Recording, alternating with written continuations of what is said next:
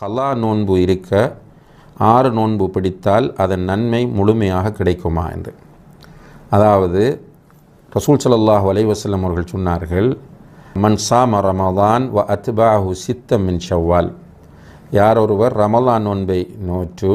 அதற்கு பிறகு ஷவ்வாலில் 6 நோன்பு நோட்கிறாரோ ஃபக்க அன்னமா சாமத் தஹ்ர குல்லஹு,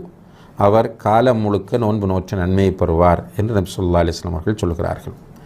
எனவே இந்த நோன்பை ஒருவர் பிடிப்பதற்கு ரமலானுடைய கலா நோன்புகள் இருந்தால் அந்த நோன்புகளை முடித்து விட்டுத்தான் இதை பிடிக்க வேண்டுமா, அல்லது ஷவ்வால் நோன்பை கலா நோன்பை வைத்து விட்டு பிடிக்கலாமா என்ற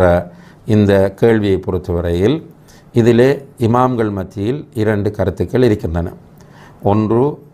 ஒருவருக்கு கலா நோன்பு இருக்குமாக இருந்தால் அவர் முதலில் கலா நோன்பை முடித்து விட்டுத்தான்